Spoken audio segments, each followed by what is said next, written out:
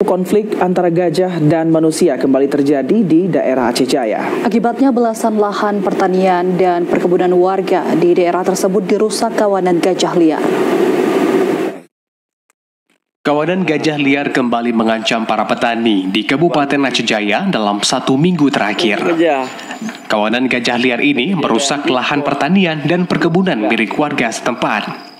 Hal itu seperti yang dialami oleh petani di Desa Sarah Raya, Kecamatan Pasiraya, Aceh Jaya, di mana berbagai tanaman warga di daerah ini dirusak oleh kawanan gajah liar. Dari video amatir yang diterima TVRI, para warga menunjukkan berbagai tanaman dan lahan pertanian yang dirusak oleh kawanan gajah liar, di antaranya kebun kelapa sawit, kebun pisang, dan juga kebun kelapa.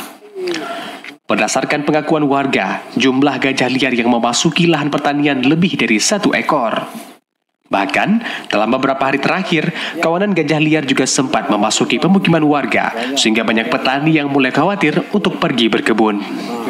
Salah seorang warga Muslim mengatakan, kawanan gajah liar saat ini masih berada tidak jauh dari pemukiman warga, karena hampir setiap malam gajah liar masih terlihat muncul di lahan pertanian warga. Kawanan gajah liar ini dinilai sudah sangat meresahkan masyarakat, terutama para petani dan pekebun yang ada di desa setempat. Para warga berharap agar pemerintah serius dalam menangani kasus kawanan gajah liar ini, terutama di kawasan Kecamatan Pasiraya.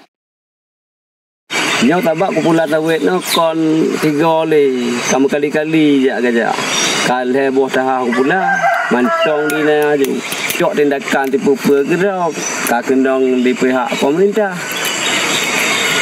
hanya kiban cara aku pegat no pejiat pemete gajahannya ngajak pemete buka izin baik tengok salah-salah nyo limton ada jauh tu tak UHP patah bulan, patah bulan, Yohana patah le, tak balik. Sejauh ini, untuk penanganan gajah liar secara mandiri, para warga telah berusaha sebisa mungkin, baik dengan patroli setiap malamnya maupun mengusir menggunakan marcon. Namun penghalauan yang dilakukan itu belum membuahkan hasil. Dari Aceh Jaya, Musliadi, TV Aceh melaporkan.